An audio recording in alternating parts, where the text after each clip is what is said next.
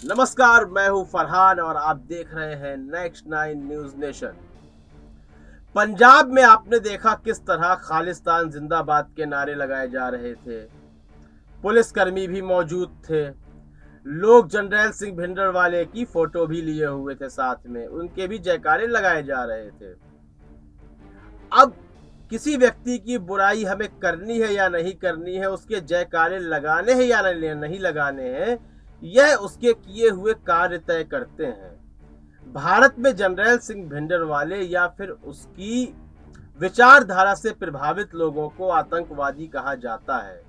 और यदि आप खालिस्तान की बात करें तो एक आजाद देश के अंदर, एक लोकतांत्रिक देश के अंदर दूसरे देश की मांग करना आतंकवाद के भी अंतर्गत आता है, बगावत के भी अंतर्गत आता है। सरकार जो चाहे वह नाम दे सकती है, बाकी जाति और धर्म देखकर यह नाम दिए जाते हैं। कुछ लोगों को बागी कहा जाता है, कुछ लोगों को उग्रवादी कहा जाता है और कुछ लोगों को आतंकवादी कह दिया जाता है। ये मौजूदा जो बहुल जनसंख्या है और उसकी सरकार है, ये वह तय करती है कि आखिर किसको कौन सा नाम देना है, कौन सी उपाधि देनी है। तो यहाँ अरविंद केजरीवाल पर उंगलियां उठ रही हैं और उठना बिल्कुल लाजमी है, बिल्कुल अनिवार्य है कि आखिर आपके राज्य में एक आतंकवादी संगठन से प्रभावित लोग या उसके मेंबर कह लीजिए कैसे खुलेआम घूम रहे हैं और खालिस्तान जिंदाबाद के नारे लगा रहे हैं।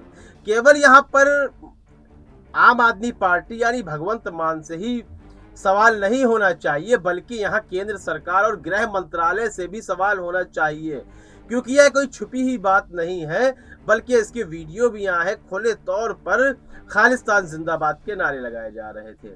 जब इस पर कोई एक्शन नहीं लिया गया तो खालिस्तानियों की तरफ से एक और नया फरमान आ गया। वह फरमान क्या है मैं आपको बताता हूँ कि सिख फॉर जस्टिस, जो भारत में प्रतिबंधित ग्रुप है, उसके जन्मदाता कहें और उसके प्रमुख कहें गुरपतवंत सिंह पन्नू, जो कि न्यूयॉर्क में रहते हैं, भारत में नहीं आ सकते वह, तो उन्होंने वहां पर पाकिस्तान मीडिया से संपर्क साधा और पाकिस्तान मीडिया के माध्यम से उन्होंने कहा कि अब जल्द ही खालिस्तान का निर्माण होने वाला है, हमने नया नक्शा भी जारी कर दिया है और खालिस्तान की राजधानी शिमला होगी।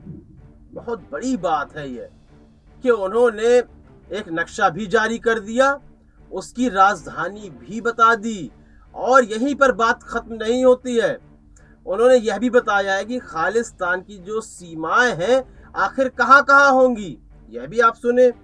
खालिस्तान में हरियाणा, हिमाचल प्रदेश, राजस्थान, उत्तर प्रदेश, उत्तराखंड, यह जो मैंने आपको राज्य बताए हैं, इन राज्यों में जो सिख बहुल क्षेत्र हैं वह सब खालिस्तान का हिस्सा होंगे। बहुत बड़ी बात है ये। चलिए, आप गुरपतवंत सिंह पन्नू को गिरफ्तार नहीं कर सकते, वह न्यूयॉर्क में है, लेकिन जो उनके समर्थक हैं यहाँ पर, उनको गिरफ्तार करने में आखिर देरी कैसी? किस बात का डर है? क्या आने वाले चुनावों में सिख वोट बैंक नाराज ना हो जाए इसलिए अभी आप कोई एक्शन नहीं लेना चाहते? यह सवाल है भगवंत मान से भी और मौजूदा गृह मंत्रालय केंद्रीय अमित शाह से, प्रधानमंत्री नरेंद्र मोदी से, कि एक आजाद देश में इस तरह के नारे लगाए जा रहे हैं। अब उसका नक्शा पारित हो गया है, उसकी सीमाएं बता दी गई हैं, यहां तक कि राजधानी भी बता दी गई है और पाकिस्तान से मदद भी मांगी है कि आप हमारे साथ रहें, हम ये बहुत जल्द करने वाले हैं और हो सकता है आगामी गणतंत्र दिवस में इसका कुछ कह रहे झलकियां भी देखने को आपको मिल सकती हैं। यह एक बहुत बड़ी बात है, इस पर भारत को एक्शन लेना चाहिए।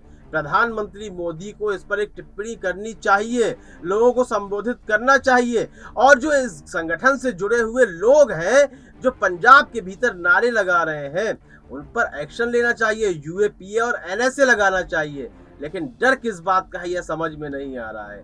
डॉक्टर कफील या फिर अन्य, उमर खालिद को ले लीजिए, शर्जील इमाम की बात कीजिए, आप इनके बयानों को लेकर, मात्र बयान, कोई संगठन नहीं है इनके पास और ना ही वे सड़कों में घूम घूम कर किसी देश को अलग करने की बात कर रहे हैं, बल्कि अपने विचार व्यक्त कर रहे हैं कि ऐसा हो जाता या ऐसा हो जाना चाहिए, वहां यूएपीए लगा दिया जाता है। वह बिना जमानत अंदर रहते हैं, एक लंबे अरसे के बाद वह बाहर आते हैं। लेकिन यहाँ पर सरकार चुप क्यों है, यह मैं भी नहीं जानता। यदि आप जानते हैं तो कमेंट सेक्शन में अवश्य बताएं। कार्यक्रम को लाइक करें, ज्यादा से ज्यादा शेयर करें और चैनल को सब्सक्राइब अवश्य कर दें। तब तक के लिए इजाजत दीजिए। धन्यवाद।